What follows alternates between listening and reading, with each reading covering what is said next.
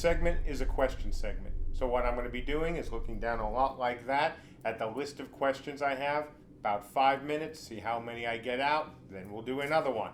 So, ready? Here we go. First question, am I going to ban buff bots from the game? Well, I've said this before, but hey, no problem. I intend to do everything possible from a design standpoint to keep buff bots out of the game. Obviously, they were an issue in other games, including Dark Age. Do I want buff bots? No.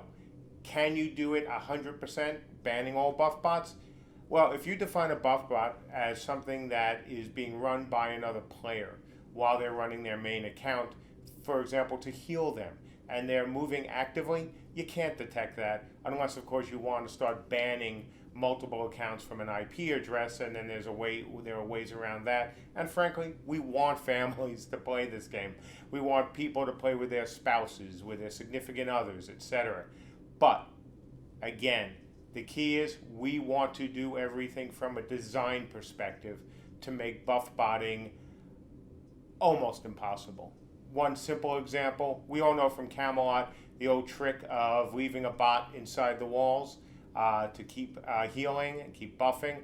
No, we are going to make sure that that is incredibly difficult to do. Okay, hopefully that answered the question. Next question, are spears going to have a longer range than sword? Actually, we haven't sat down and figured out every aspect yet of how weapons will work. From my perspective, yes, I would actually like to do that. That does have a much older school feel, like, thousands of years ago, where the guys with the longer pointy things could keep the guys with the shorter pointy things for a while at range. We'll certainly try that. Am I going to go into the Founders Points in depth? Absolutely. Won't do it now, of course. I intend to do it either Monday or Tuesday. Everything you want to know, and maybe some new discounts as well as some additional items. Is small group combat going to be useful in CU? Absolutely. I've talked extensively that I like eight mans. There we go. 8 mans in the game, and I want this game to also support solo play. You've seen the Veil Walkers, you've seen the Veil Stalkers, you've heard me talk about 8-man. It shouldn't be, obviously, just about Berserk. Comparison between how Warhammer handled cities and Camelot Unchained wants to handle cities. Well, first, the big cities, or bigger cities, they're safe. They cannot be attacked. If you've seen my lore video, you know how the mountains surround them. That was both convenient from a law standpoint and also from a design standpoint. You will not be able to attack the main cities.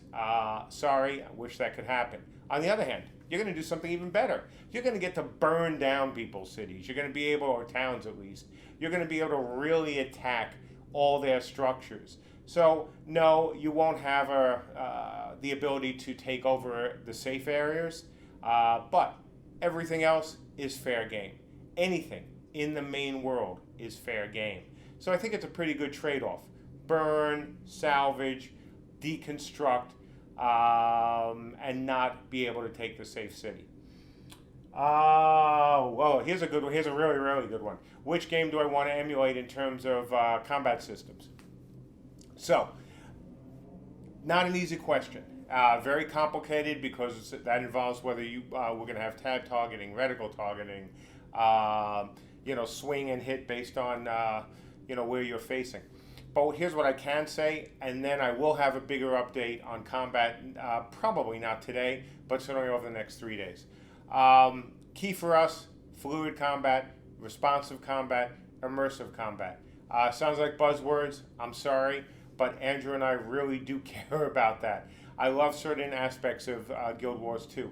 I love certain aspects, of original WoW.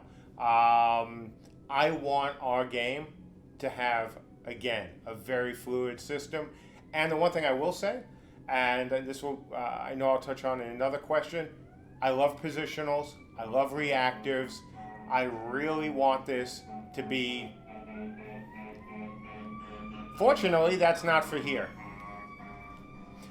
I want this to be a game where you're not just sitting there with 5 or 6 buttons on your hotbar, or maybe you only have 2 hotbars. You're going to have a lot of different attacks to choose from, a lot of different strategies to choose from. That is crucial for this game. Can archers spec as walkers?